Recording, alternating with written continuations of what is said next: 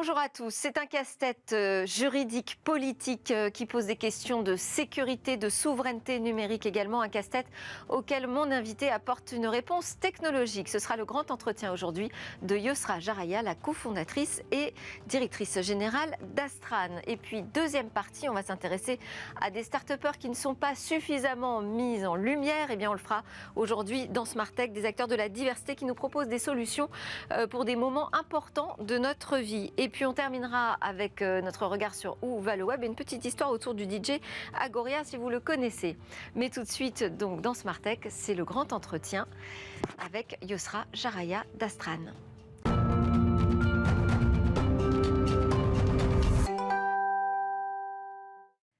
Grande interview aujourd'hui dans Smart Tech avec Yosra Jaraya. Merci beaucoup d'être avec nous. Yosra, vous êtes la cofondatrice, directrice générale d'Astran. Astran, donc éditeur de logiciels spécialisé dans la sécurisation de nos données dans le cloud. Vous avez une technologie bien particulière qu'on va détailler ensemble. C'est une solution de stockage, je disais, donc, dans le cloud qui a été reconnue comme efficace par la CNIL, la commission qui protège nos données personnelles, en tout cas qui y veille, qui a été reconnue comme efficace pour éviter les transferts de données sensibles en dehors de l'Union européenne. Donc le secret, je le disais, c'est une technologie. Votre moteur au départ d'Astran, c'est ça? C'est de régler ces questions de souveraineté par une réponse technologique? Alors, à la création d'Astran, on venait d'une problématique, je dirais, un peu plus large que la souveraineté, parce qu'on réfléchissait en termes de confidentialité des données dans le cloud. On se disait que voilà, on utilise des solutions extrêmement efficaces tous les jours justement pour gagner en célérité dans l'entreprise. Ouais. Mais on y laisse toujours une part de confidentialité de ces données. Et à un moment, on s'est dit, mais en fait, c'est pas normal. Il devrait exister une solution. Et c'est à partir de là qu'on a itéré un certain temps pour trouver la bonne formule, mais de trouver comment faire pour combiner les deux, pour continuer à bénéficier de ces solutions cloud, mais dans le même temps avoir une meilleure confidentialité pour ces données. Et alors comment techniquement vous faites pour garantir cette immunité des données vis-à-vis de transferts vers les États-Unis, mais également la Chine ou n'importe quel autre pays extra-Union européenne? Alors le secret, c'est de ne pas passer par les technologies habituelles qui vont garder la donnée au même endroit centralisé et la chiffrer. Ça, c'est ce qui se passe habituellement. Oui. Quand on fait ça, en fait, on déporte la confidentialité des données. On va déporter toute cette sensibilité sur la clé. Oui. Et il suffit qu'il y ait le moindre problème avec la clé, ou même que de manière normale dans son processus, elle transite par les fournisseurs cloud ou par des fournisseurs d'autres pays, pour que la donnée soit exposée. Et donc, nous, toute notre obsession, c'est qu'il n'y ait pas de clé. C'est qu'on trouve une architecture où on protège la donnée elle-même plutôt que de protéger la clé. Et donc, c'est un petit peu ça qu'on va détailler, je pense. Et l'idée, c'est du coup, pour donner une vision très, très large, c'est de découper la donnée et de la distribuer sur plusieurs lieux de stockage. Donc, en fait, on a une réponse architecturale au problème plutôt qu'une réponse uniquement cryptographique. Mais ça veut dire quoi? Il faut choisir plusieurs fournisseurs de cloud? Alors, c'est une des possibilités, oui. Ça peut fonctionner, dans le cas de notre technologie, elle peut fonctionner soit sur plusieurs fournisseurs de cloud différents, et on est compatible avec déjà tous les clouds français, tous les clouds américains, et on peut très rapidement être compatible avec d'autres. Et on peut aussi mettre une partie sur ses propres serveurs, c'est tout à fait possible. Comment est-ce qu'elle est fragmentée? Comment est-ce que vous découpez ces données? Oui, c'est une suite d'algorithmes mathématiques. La particularité, c'est que pris chacun séparément, ces algorithmes sont insuffisants pour avoir le niveau de sécurité qu'on requiert. Mais mis ensemble, et c'est toute l'originalité, c'est ce qu'on a breveté d'ailleurs, ça fonctionne pour permettre une confidentialité parfaite de bout en bout. L'idée, c'est qu'il y a un premier algorithme qui va rendre la donnée confidentielle en l'encodant. Mais si on a toute la donnée, on arrive à la déchiffrer. Et donc, il y a un deuxième algorithme qui va la découper et la distribuer sur plusieurs points de stockage. Du coup, du point de vue de chaque point de stockage, on a accès qu'à des fragments encodés. On ne sait pas ce que c'est. On ne sait pas si c'était une photo, un document, à qui ça appartient. On ne sait rien du tout du point de vue du fournisseur. Mais on a réussi à faire en sorte qu'il y ait une authentification pendant tout ce processus que je viens de décrire pour que personne ne puisse se faire passer pour le propriétaire de la donnée. Même nous d'ailleurs, hein, on n'a pas accès à la donnée de nos clients. Et ces différents points de stockage sont déterminés par qui, comment, à quel moment? Ils sont déterminés d'un commun accord avec nos clients qui vont décider où est-ce qu'ils veulent les mettre, s'ils ont des affinités avec des fournisseurs cloud particuliers, voire s'ils ont déjà des crédits à consommer, évidemment, on va les encourager à utiliser ça en premier lieu. Et nous, ensuite, on est capable de compléter. On est nous-mêmes en relation avec tous les fournisseurs de stockage cloud. Donc, on peut leur permettre de compléter la palette en tant que de besoin. D'accord. Et donc, c'est vraiment une solution logicielle que vous fournissez uniquement? Oui. Pas d'hébergement? Non, nous, on n'héberge pas nous-mêmes la donnée. On est une couche intermédiaire. Et selon la manière dont on travaille avec le client, si on lui gère tout de bout en bout, on est ce qu'on appelle une solution PaaS, donc Platform as a Service. Donc, à partir de la première couche logicielle, celle de l'outil, par exemple l'outil de gestion documentaire, de CRM, etc. Ça, c'est la toute première couche. Nous, on vient juste en dessous et on peut gérer tout ce qui est en dessous. D'accord. Parce que ce problème de multicouche pose aussi des problèmes de sécurité aujourd'hui. Oui, en fait, ce qui se passe aujourd'hui, c'est que soit on choisit la praticité et on laisse tout aux mains du fournisseur, du coup, pour le coup, de logiciel SaaS, du logiciel métier, ouais. Et on lui laisse tout gérer, y compris le chiffrement, les clés de chiffrement, toute la sécurité de la donnée est gérée par une seule entité. Dans ce cas, on n'est pas conforme RGPD, donc ça revient à ce que tu disais en introduction. On n'est pas conforme RGPD, on laisse des failles de sécurité liées au fait que la clé doit toujours transiter par ce fournisseur. Et on a une faille de souveraineté, parce que du coup, le fournisseur et les gouvernements sous-jacents peuvent accéder à la donnée. Même si, bien sûr, ils vont dire qu'ils ne l'utilisent qu'à très bon escient, que dans un contexte judiciaire, et c'est vrai.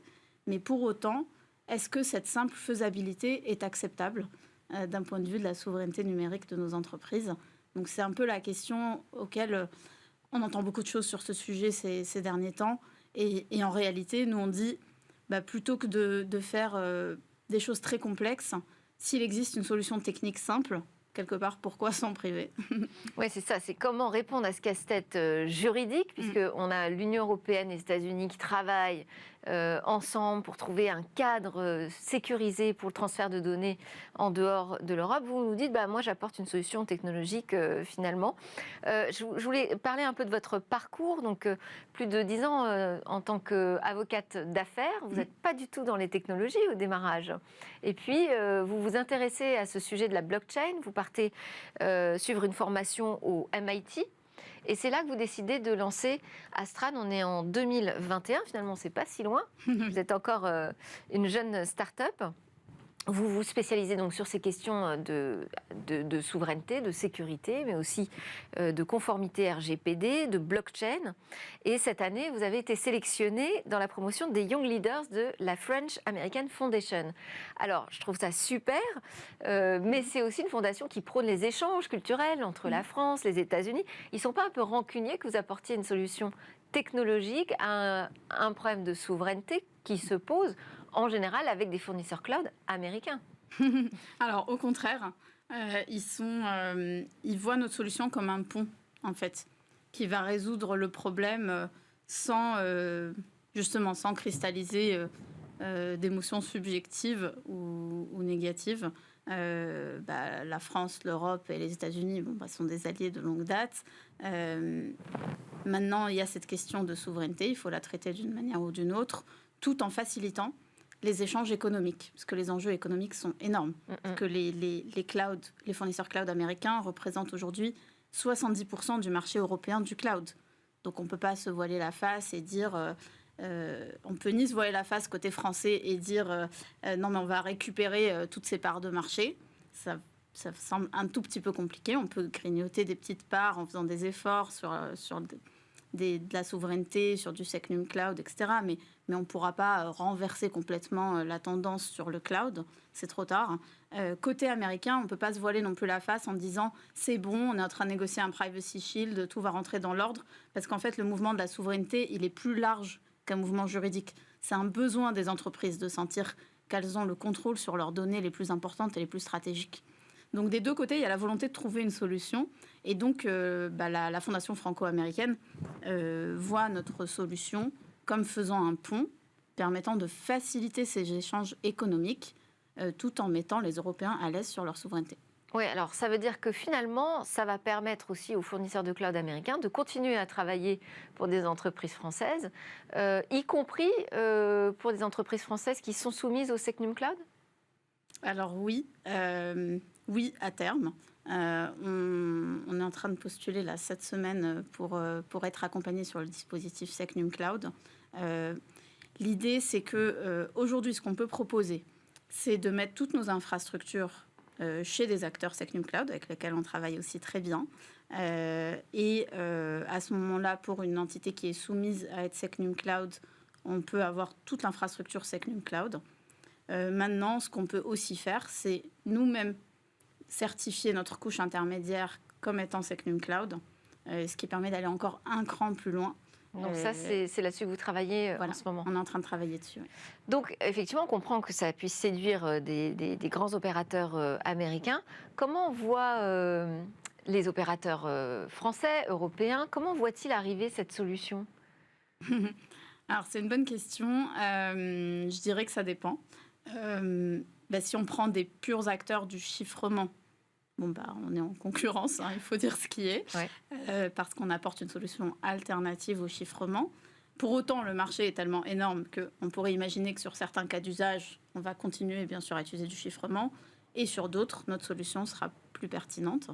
Donc on peut aussi cohabiter sans difficulté, je pense. Surtout à la taille à laquelle on est aujourd'hui, je pense qu'on n'est pas encore trop inquiétant. Après, sur les acteurs du cloud français, en particulier, on est partenaire avec eux parce qu'en fait, vu que notre solution va découper la donnée et proposer de la distribuer sur plusieurs clouds, là où de manière statistique, ils auraient perdu tout le contrat pour un fournisseur américain, là, ils vont récupérer un quart, voire la moitié des données qui seront stockées chez des fournisseurs français. Donc, on rééquilibre aussi notre succès futur, permettrait de rééquilibrer la relation et la quantité de données qui est stockée chez des fournisseurs français. Donc on travaille aussi main dans la main avec eux pour trouver les meilleurs cas d'usage, pour les proposer régulièrement à nos clients, y compris ceux qui étaient déjà, si je peux dire, avec des contrats multi-années, avec que des fournisseurs américains, ce qui est quand même le cas de l'essentiel des boîtes du SBF 120 aujourd'hui. Alors justement, vous touchez quel type d'entreprise avec votre solution? Oui.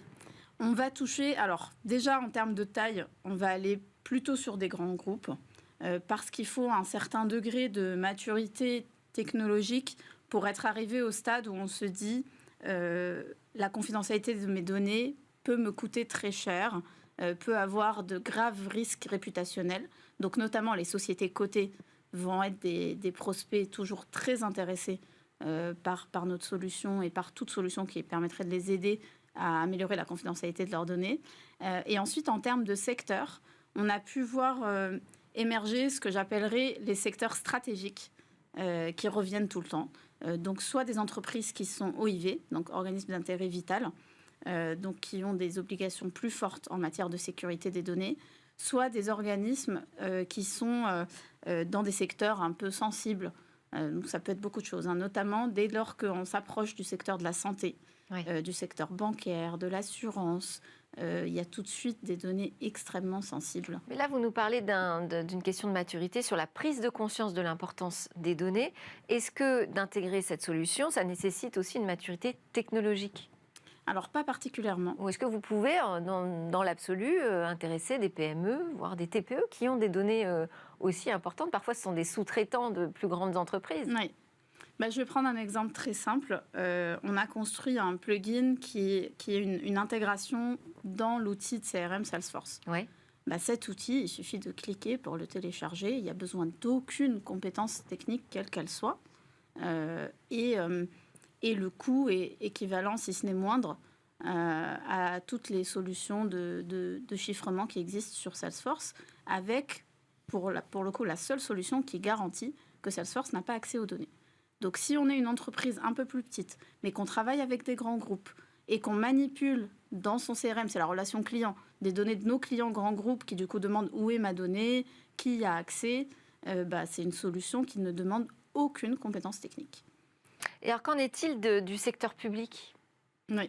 Oui, qui manipule énormément de données sensibles des citoyens français. Oui. Je pense aussi aux collectivités territoriales qui n'ont pas forcément les mêmes moyens que des grandes entreprises et qui, pour autant, sont sur ces sujets très sensibles de protection des données.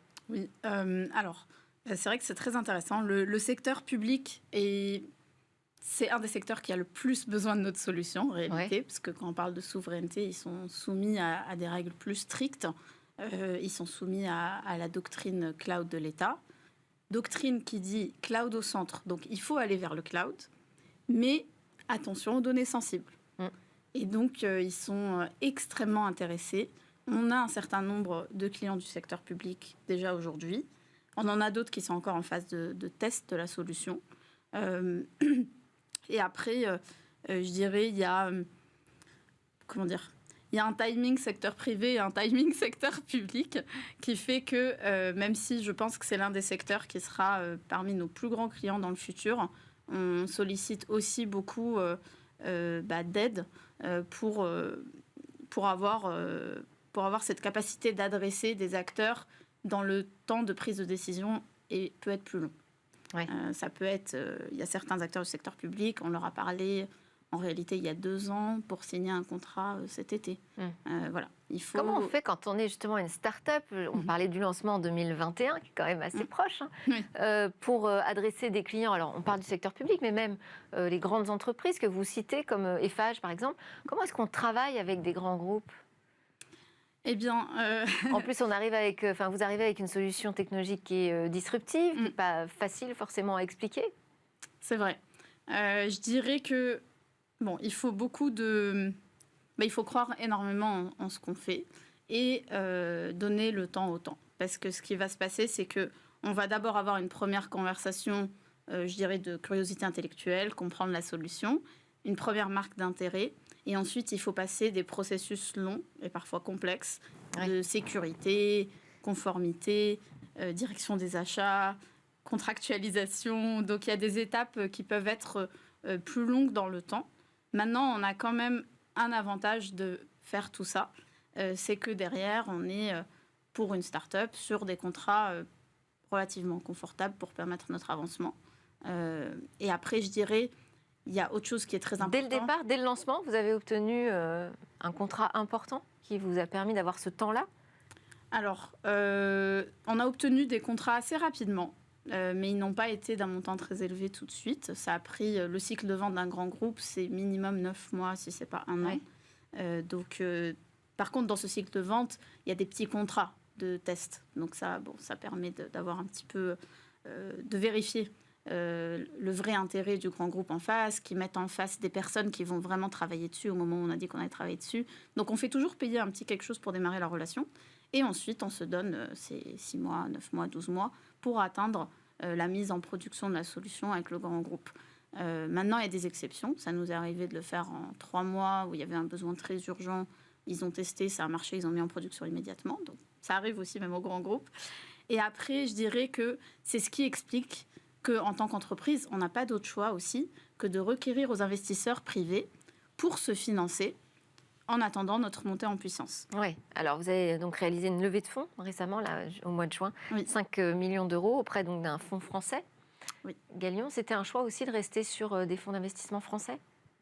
Alors, c'était important pour nous à ce stade de développement de rester sur des fonds qui sont dans le même état d'esprit et dans le même écosystème que nous. Donc, c'est Galion et Sista Fund qui ont co-dirigé cette levée. C'est notre deuxième levée de fonds. Donc, en fait, on a été financé. Les investisseurs privés ont cru en nous dès les tout débuts de la société, parce qu'on a eu une première levée de fonds en octobre 2021, donc 6 mois après avoir créé la société. Ouais. Là, pour le coup, on n'avait pas beaucoup de chiffre d'affaires, donc il fallait vraiment croire en notre solution et en nous. Et aujourd'hui, cette deuxième levée vient confirmer, d'autant plus dans le contexte actuel où il y a un peu moins de levées, on va dire ça comme ça, vient confirmer que les investisseurs ont vu qu'on avait tenu notre promesse, si je peux dire, qu'on a créé un produit qui fonctionne bien, qui attire des clients grands comptes, et donc viennent nous donner aussi les moyens financiers de poursuivre nos cycles de vente en cours et de les finaliser et d'aboutir à des chiffres plus importants. Alors, Sister Fund, juste, on rappelle quand même que c'est un fonds qui est dédié aux femmes qui entreprennent. Vous êtes vous-même engagée sur ce sujet des femmes dans la tech ? Oui, alors j'ai bénéficié dès les débuts d'Astran du soutien de Sista, qui est une organisation à but non lucratif dont l'objectif est d'aider les femmes entrepreneurs à baisser les inégalités de financement avec les hommes entrepreneurs. Parce que pour vous donner une petite statistique, 2,5% des fonds à l'échelle mondiale sont donnés à des femmes entrepreneurs. Donc il y a un gap énorme. Comment vous l'expliquez ça, votre explication à vous ? Alors, ce qui est certain, c'est que... Enfin, il y a deux choses pour moi. Il y a quelque chose qui est du côté des fonds, qui est une sorte de biais où on a envie de financer des gens qui nous ressemblent. Et comme les fonds sont essentiellement dirigés par des hommes blancs de 50 ans, je n'ai rien contre eux. Mais du coup, on a très envie de financer des choses qui nous ressemblent, des mini-mois, moi je dis.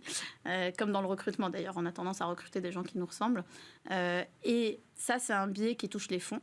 D'ailleurs, ça a été démontré que quand ils discutent avec une femme, ils vont plus être axés sur les risques de la société. Quand ils discutent avec un homme, ils vont plutôt axer sur l'ambition de la société. Et donc, une femme qui vient présenter une ambition, il faut qu'elle s'accroche et qu'elle démontre son point et qu'elle revienne à l'ambition à chaque fois qu'on veut la faire revenir à quelque chose de plus petit. Et c'est d'ailleurs ce qui, j'allais dire, notre critère numéro 1 de choix de nos fonds d'investissement, c'est qu'ils partagent notre ambition, et une ambition mondiale. Et ça, ce n'est pas le cas de tous les fonds. Alors, je ne sais pas si c'est parce que je suis une femme ou si c'est juste que les fonds sont un peu plus inquiets en ce moment, mais ça, c'est extrêmement important pour moi. Merci beaucoup, Yosra Jaraya. Vous restez avec nous parce que justement, on va mettre en lumière des entrepreneurs de la diversité. On va voir comment on peut changer un peu ce visage de la tech. Ils ont des initiatives très intéressantes. C'est notre grand rendez-vous diversité juste après une petite pause.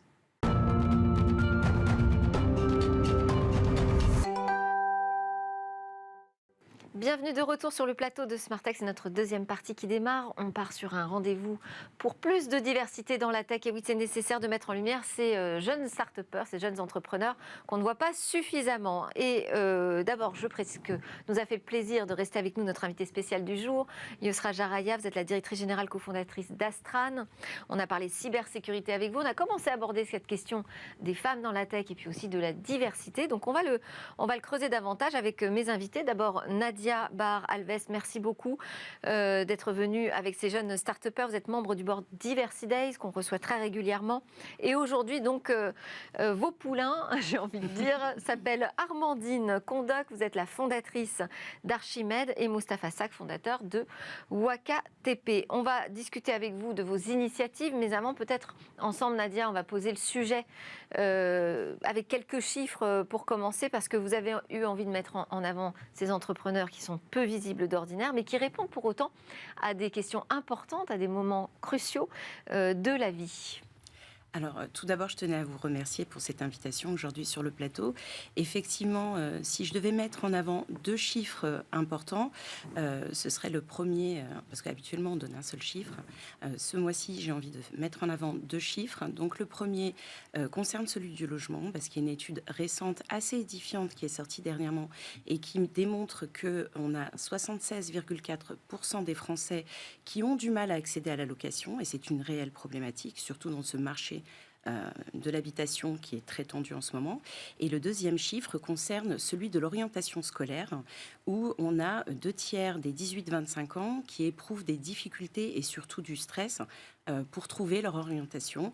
Et ça, ce sont des chiffres qui sont extraits d'une étude menée par le Conseil national d'évaluation des systèmes scolaires. Ouais. Eh ben, ça pose bien le sujet, puisque donc on va braquer nos projecteurs sur vous deux. Peut-être Armandine Kondoc en premier. Donc Archimède, c'est une plateforme d'accès au logement. Quelle est sa particularité ? Alors, la particularité d'Archimède, c'est de faciliter en fait l'accès au logement à des personnes qui ont de l'argent, mais pas de garant, à travers une garantie locative qui est exclusivement basée sur les avances de loyer, pour sécuriser le propriétaire. D'accord, mais comment vous constituez cette avance de loyer? Alors, c'est tout simplement via des comptes séquestres qu'on va créer en faveur du locataire et du propriétaire et ensuite gérer le rapport via des services de blocage et de versement de loyer tous les mois. Et combien est-ce qu'il faut avoir de loyers séquestrés? Alors, il n'y a, Ça pas de chiffre précis dans ce que vous souhaitez bloquer. Nous, on part du principe que Archimède souhaite repenser le rapport locatif via ces avances de loyer en mettant à la disposition ces comptes qui finalement servent de séquestre et on va dire, de caution. Ça veut dire qu'aujourd'hui, si vous souhaitez louer un logement pour un mois, nous, on a la possibilité de garantir au propriétaire que vous avez bloqué ces un mois. D'accord. Et derrière ça, il y a aussi un mécanisme d'innovation d'usage juridique parce qu'on souhaite réinventer ce rapport via une juridiction qui se base sur la loi internationale. Donc aujourd'hui, quand vous passez par Archimède, c'est premièrement ces comptes séquestres, mais aussi c'est la garantie que vous ne restez que le temps de l'argent que vous avez bloqué. Très bien. Et alors donc, quel type de profil en particulier vous arrivez à toucher avec cette solution? Alors aujourd'hui... Vous parlez de location par exemple pour un mois. Alors Oui. qui a besoin d'une location Alors, pour une durée si premièrement, courte? c'était Ça va être des parti de- étudiants? Oui, Ouais. ça va être des étudiants étrangers parce que ça vient de mon histoire personnelle. Je suis arrivée en France en tant qu'étudiante étrangère. Et en 2016, lorsque j'ai souhaité changer de logement, donc je quittais le Crous pour un espace un peu plus grand, je me suis retrouvée à la rue, Eh oui. directement. Alors, ce qui était vraiment absurde dans cette difficulté, c'est que j'avais la capacité de payer un an. Et je me suis dit, comment ça se fait qu'aujourd'hui, il peut y avoir des personnes qui ont de l'argent, mais qui n'arrivent pas à accéder à un logement. Donc, en me renseignant, je découvre que non seulement des solutions existent, mais qui ne sont pas adaptées à des profils comme moi. Et chemin faisant, lorsqu'on a pu tester la solution, on a eu des appels des personnes indépendantes, avec une situation d'indépendant. On a eu des retraités, des expatriés et même des intérimaires. Donc aujourd'hui, l'idée, c'est vraiment de faciliter cet accès au logement en se basant sur des loyers d'avance pour ces cibles. Et comment est-ce que vous arrivez à convaincre les propriétaires? Oui, alors Parce que aujourd'hui... ils doivent faire partie de votre dispositif pour que ça fonctionne. Tout à fait. Aujourd'hui, c'est vraiment le combat d'Archimède parce que quand on a lancé la solution, on était vraiment basé sur le locataire. Mais en fait, c'était pas la cible parce qu'on s'est retrouvé avec plusieurs locataires d'un coup, avec de l'argent qu'ils souhaitaient bloquer. Et on s'est dit, mais en fait, c'est pas cette cible. Donc, on s'est trompé. Là, maintenant, on travaille avec les propriétaires et c'est tout simple. On a 3 avantages sur notre solution. Premièrement, on est complémentaire de tout ce qui existe finalement. Ça veut dire que vous pouvez avoir la garantie visale, le garant physique, les garanties 2.0 de tout ce qui peut exister. Et nous, on va pouvoir toujours proposer ces comptes séquestres. Deuxièmement aussi, c'est la rapidité. Parce que nous, on vous dit, on vous ouvre des comptes pour bloquer cet argent. Et ça ne prend que 24 à 48 heures. Et la troisième, c'est la sécurité. Parce que il y a cette sécurité que le logement est bien disponible. Il y a aussi cette sécurité que l'argent est disponible. Oui. Voilà. Donc c'est à ça qu'on met devant le propriétaire qui finalement trouve ça plus facile et plus simple de louer. Et alors là, quel type de propriétaire vous arrivez à toucher? Alors principalement les privés, donc les bailleurs privés qui ont un ou plusieurs biens, qui sont vachement intéressés par cette solution. Et vous passez par les agences ou non, en pas direct? du tout. Malheureusement, avec les agences, c'est un peu tendu, Ouais. mais c'est directement le propriétaire, vu que c'est lui qui a la décision sur le choix de son locataire. Donc on va cibler ces propriétaires parce qu'ils ont directement cette possibilité de dire oui ou non. Et pourquoi c'est tendu avec les agences? Alors les agences, elles ont un système. Quel est le problème? Elles ont un système assez, on va dire, déjà ancré, qui souvent ça peut être une arme pour elles, notre solution, ou quelque chose qui peut ne pas être en leur faveur, Ouais. parce que on est bien d'accord que les agences ont un système de GLI, d'assurance interne, qui leur permettent aussi de faire entrer des ressources autres que celles de la gestion locative. Donc quand on présente une solution qui supprime ces ressources-là, très vite elles sont braquées. Et oui, Voilà. ça se crispe. Oui, ça se crispe. Mais Et nous, avec les banques pour la création des comptes séquestres? alors, avec les banques, c'est pas du tout nocif parce que les banques, finalement, c'est ce qu'on fait, mais qui prend du temps dans une banque. Parce qu'habituellement, on a certaines banques encore aujourd'hui qui proposent cette possibilité de faire la caution bancaire.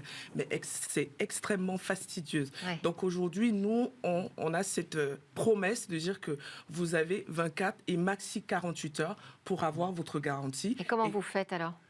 par rapport à la séquestration, ben, du coup, en fait, on travaille aujourd'hui avec un partenaire financier qui va nous permettre de manière technique de créer ces comptes. Et quand les comptes sont créés... On peut savoir qui c'est? Oui, en fait, c'est WHA de la filiale d'Orange qui nous permet aujourd'hui de mettre à disposition ces comptes, ces portefeuilles électroniques pour le propriétaire et pour le locataire. Super. Alors, on va s'intéresser maintenant à Mustapha, ce que vous faites avec WakaTP, plateforme vous d'aide à l'orientation. Alors, vous nous avez permis de voir quel était le problème, mais qu'est-ce qu'on trouve sur cette plateforme qu'on ne trouve pas, qu'on ne trouvait pas en tout cas jusqu'ici? Alors, c'est là où... Parce que l'orientation, c'est un vaste sujet depuis des années, qui est travaillé par des CDI. Il y a beaucoup d'initiatives, beaucoup de ressources déjà disponibles. Je pense que c'est un des enjeux justement de la solution. C'est qu'aujourd'hui, il y a beaucoup d'informations qui sont disponibles sur Internet et avec beaucoup de solutions qui sont disponibles, mais qu'il y a peu de personnes qui arrivent à avoir accès. Et c'est là où WakaTP se différencie, c'est qu'en fait, la solution d'aide à l'orientation, elle propose du contenu précis et fiable pour amener en fait les jeunes à se projeter dans leur carrière professionnelle. Mais c'est-à-dire très concrètement, quel type de contenu je vais y trouver? Alors concrètement, ce qu'on va faire, c'est qu'on va se reposer sur un algorithme en fait. Aujourd'hui, on va croiser les données de Parcoursup et les données de LinkedIn pour faire en sorte de relier la carrière scolaire et la carrière professionnelle. En fait, on va donner les moyens aux étudiants de se projeter. C'est une des premières choses qu'on a vues en travaillant sur cette problématique-là. C'est que les étudiants, en fait, on leur demande beaucoup de réponses, mais on leur demande peu, on est peu amené à leur poser les bonnes questions. C'est ce qu'on essaie de faire avec WakaTP. Quel genre de bonnes questions? Parce que si, je sais pas, j'ai un profil où je suis super douée en maths, naturellement, on va me proposer une carrière scientifique. J'imagine que l'algorithme fera la même chose. Alors, dans l'idée, il va pouvoir être beaucoup plus précis, parce qu'on va pouvoir s'intéresser notamment aux notes de l'étudiant et pouvoir lui dire, OK, dans ton cas, toi, par exemple, il y avait d'autres personnes qui avaient ce parcours-là, qui avaient ces tendances-là, qui avaient ces appétences-là. Et lui, ce qu'il a fait comme parcours, c'est telle carrière professionnelle. Et potentiellement, on va pouvoir te mettre en relation avec cette personne-là pour que tu puisses discuter. Tu puisses savoir quel est son ressenti après des années de carrière professionnelle. Qu'est-ce qu'il en a passé de son parcours et qu'est-ce qu'il a pu vivre dans ces moments-là. Intéressant parce que ça donne vraiment un aspect très concret à la carrière professionnelle. Et puis on voit des parcours finalement qui, à partir de certaines études, amènent complètement dans d'autres champs, dans d'autres domaines. Mais alors comment est-ce que vous collectez la donnée sur ces parcours? Alors il y a différentes sources de données. En France, il y a une chose qui est super, c'est Open Data. Open Data qui va nous permettre d'avoir toutes les données justement sur les choix des étudiants sur leur orientation. Donc on va pouvoir savoir même si ça a été accepté ou pas. Et derrière, on va pouvoir récupérer d'autres données sur des personnes qui ont accepté de partager leur profil publiquement. Donc on va pouvoir avoir leur parcours scolaire et aussi leur carrière. Vous pouvez récupérer toutes les données disponibles sur LinkedIn? Alors, ce n'est pas toutes les données disponibles, bien sûr, on ne peut pas récupérer tout. Mais en fait, on essaie d'augmenter notre base de données avec des personnes qui acceptent de partager leur... Donc vous avez une application qui va chercher sur LinkedIn les informations qui vous intéressent? Tout à fait. Aujourd'hui... Et ça a été... vous avez négocié avec LinkedIn quelque chose ou c'est tout à fait possible de le faire quand on décide de... Non, c'est des données qui sont accessibles publiquement sur Internet. En fait, D'accord. Vu qu'elles sont publiques, nous, on peut venir récupérer ces informations comme n'importe quel autre contenu. D'accord. Et du côté du jeune, qui lui va fournir des informations sur ses notes, sa scolarité, ça ce sont des données très sensibles, très personnelles. Ça me fait penser à notre conversation avec Astran qui s'intéresse justement à comment faire pour protéger toutes ces informations. Là, en plus, vous adressez des mineurs, a priori? C'est ça. C'est un de mes enjeux, c'est un de mes principaux enjeux en ce moment. Je suis en collaboration avec une école justement pour pouvoir tester la solution dans leur établissement. Et ce qu'ils me demandent, c'est de pouvoir sécuriser mon algorithme. Aujourd'hui, j'ai besoin de me professionnaliser là-dedans. Et c'est pour ça que mes prochains challenges, ça va être de pouvoir sécuriser cet algorithme et pouvoir proposer d'utiliser de façon sécurisée tout ce qui va être données sensibles. Oui. Moi, c'est pour ça que j'adore faire cette émission. C'est qu'il y a des rencontres parfois qui se font comme ça et les choses peuvent avancer juste autour d'un plateau. Donc, vous avez décidé de vous lancer dans ce sujet, j'imagine, parce que vous avez été mal orienté au départ, non? Alors moi, pour le coup, pas forcément. Moi, je suis quelqu'un qui a assez facilement trouvé sa voie. Mais c'est vraiment une histoire personnelle aussi, c'est mon petit frère. Mon petit frère qui m'a appelé et qui était en difficulté. Il s'est retrouvé comme un étudiant sur deux en première année post-bac, c'est-à-dire qu'il a été amené à se réorienter. Et dans ce genre de situation, quand on est amené à se réorienter, on a un mois pour décider. Oui. Et quand on ne sait pas quoi faire, c'est encore plus difficile de prendre une décision. Et donc, vous avez testé l'algorithme sur votre petit frère ? À l'époque, non. À l'époque, je n'avais pas encore d'algorithme ou quoi. Mais en fait, je me suis appuyé sur mes compétences. Moi, ça fait 7 ans que je suis product manager dans des startups. Et quand j'ai un problème, ce que je fais, c'est que je vais récupérer un maximum de données pour les analyser et les comprendre. Et c'est ce que j'ai appliqué avec mon petit frère. En fait, j'ai récupéré un maximum d'informations sur ses possibilités d'orientation et je les ai vulgarisées pour l'informer. Et je me suis rendu compte que ça l'avait justement aidé, orienté et motivé à poursuivre ses études. Pour la petite histoire, dernièrement, il se vantait même d'être un des premiers de sa classe en mathématiques. Et ça m'a rendu fier. Je me suis dit que j'ai pu lui redonner un peu de motivation là-dedans. D'accord. Et est-ce que maintenant, vous avez testé l'algorithme sur vous ? Savoir ce que vous allez faire peut-être dans un an ou deux ? Alors, Parce qu'aujourd'hui, les carrières, elles ne s'arrêtent pas à 2 ans après être sorties du cursus scolaire. Elles bougent énormément. tout à fait. Et d'ailleurs, c'est pour ça que l'algorithme, il trouve sa force là-dedans. C'est qu'en fait, les données des métiers, ils sont difficilement mises à jour. C'est-à-dire que les métiers, ils évoluent au quotidien, au jour au jour. Aujourd'hui, on va pouvoir récupérer carrément des données en direct. Et du coup, on va pouvoir avoir un mapping métier qui est beaucoup plus pertinent. Et c'est une des questions qui se posent, c'est qu'aujourd'hui, on l'utilise pour les étudiants, mais potentiellement, demain, ça peut être utilisé pour des professionnels aussi. Tout à fait, sur les carrières professionnelles. Qu'est-ce qu'on peut vous souhaiter là pour la suite à tous les deux, Armandine ? Alors pour moi, ce serait de rencontrer le max de propriétaires privés pour utiliser ma solution et aussi de... Vous allez les chercher où, ces propriétaires ? Alors je les cherche via des réseaux de prescripteurs ou des chambres syndicales qui luttent pour, par exemple, les droits de propriétaires concernant tout ce qui peut se passer sur l'actualité du logement. C'est principalement là qu'on va les trouver généralement. Et pour vous ? Et ben justement, on parlait du prochain challenge qui est la sécurité. Et moi, j'essaie d'intégrer le programme French Tech Tremplin pour pouvoir avoir les moyens justement de développer cette partie-là.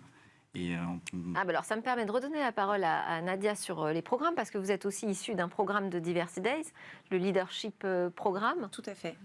Tout à fait, le Leadership Programme qui d'ailleurs va être lancé très prochainement en Île-de-France. Donc le Leadership Programme... À la rentrée ?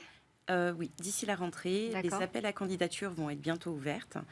Donc là, j'adresse un message à toutes les personnes en Île-de-France qui ont un projet à impact et qui souhaitent être accompagnées par Diversity Days. Donc ce leadership programme, depuis sa création en 2017, a permis à 300 personnes de bénéficier d'accompagnement aussi bien sur la stratégie et le développement, la confiance en soi et le coaching, mais également le financement. Donc c'est et d'être en plateau. Et d'être en plateau aussi. Une chaîne de télé. Et de pouvoir mettre en avant des beaux talents tels que Armandine et Mustapha. Yosra, une réaction à ce que vous venez d'entendre ? Je trouve ça magnifique. Je connaissais déjà Diversity Days dans l'écosystème d'Île-de-France. Vous commencez à avoir une belle renommée. Et je trouve ça très beau de voir à quel point c'est concret. On en sort déjà de belles entreprises avec des projets qui ont un impact énorme. Ouais. Dans les deux cas, en écoutant, on se dit c'est évident qu'il fallait le faire et je trouve ça super. Donc bravo et je vous souhaite beaucoup de succès. Merci. Merci beaucoup. Vous voulez peut-être conclure un dernier mot ? Non ? C'est bon, tout est dit sur votre sujet. Merci beaucoup, Nadia Bar Alves, membre du board de Diversity Days, Armandine Condoc, fondatrice d'Archimède, Mustapha Sak, fondateur de WakaTP. D'ailleurs, je ne vous ai pas posé les questions sur les noms de vos startups. Allez, juste, pourquoi Archimède ? Par rapport à la poussée d'Archimède, le scientifique, donc on est la poussée dans la vie des personnes qui cherchent le logement. WakaTP ? WakaTP, ça vient de Wakete Bababoom. Donc c'est un Indien dans la ville, c'est une personne qui cherche son chemin. Et c'est pour ça que j'ai choisi ce nom. Super histoire. Merci beaucoup. On marque une toute petite pause, une petite virgule, et après on retrouve notre chronique Où va le web ?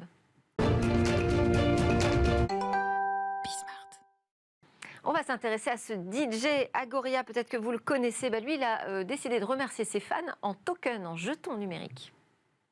Un DJ reverse les droits de son morceau à ses fans. Oui, le Web3, ça sert aussi à ça. Le DJ Agoria cherchait une manière de remercier ses fans et le Lyonnais a trouvé cette solution plutôt originale. Il a donc sorti un morceau inédit baptisé Agorians, comptabilisé le nombre de vues et d'écoutes sur les plateformes YouTube et Spotify et l'ensemble des revenus générés sera ensuite reversé aux fans les plus constants, ceux qui suivent l'artiste depuis ses débuts et qui ont déjà acheté ses œuvres. Le DJ Agoria estime cette communauté à 250 personnes environ. Concernant le montant qu'il pourrait gagner, eh bien cela dépend de la popularité du morceau. Pour le moment, l'artiste cumule 95 000 écoutes sur Spotify. Mais Agoria n'est pas tout seul dans cette aventure. Il s'est associé à la plateforme Bolero, spécialiste des fan tokens. Elle permet quotidiennement aux fans d'acquérir des parts dans les morceaux de leurs artistes favoris. Le DJ fait aujourd'hui partie des artistes les plus actifs dans l'univers du Web3. Il a d'ailleurs prévu de célébrer bientôt l'inauguration de son land dans The Sandbox. Est-ce que Astran s'intéresse au monde de la musique, Yosra Jaraya? Alors, comme je le disais un peu plus tôt, aujourd'hui, on travaille plutôt avec les grands groupes sur le sujet de confidentialité des données dans le cloud. Maintenant, notre technologie, en fait, par son aspect de fragmentation et de confidentialité parfaite de la donnée, pourrait s'appliquer au sujet que vous venez de traiter, parce que l'artiste pourrait décider plus tard de garder un morceau confidentiel jusqu'à ce qu'il décide de le relâcher, voire de ne le rendre disponible qu'aux détenteurs des fameux NFT. Et à ce moment-là, il pourrait utiliser notre technologie pour se garantir une parfaite confidentialité jusqu'à ce que le release soit officiel. Merci beaucoup. C'était le grand entretien aujourd'hui dans Smart Tech de Yosra Jaraya, la cofondatrice et directrice générale d'Astran. On a également découvert les initiatives d'Armandine Kondoc, fondatrice d'Archimède, de Mustapha Sak, fondateur de WAKATP, et tout cela grâce à Nadia Bar-Alves, membre du board Diversity Days. Merci à vous de nous suivre régulièrement. On se retrouve évidemment dès demain. Demain sera le débrief de l'ActuTech.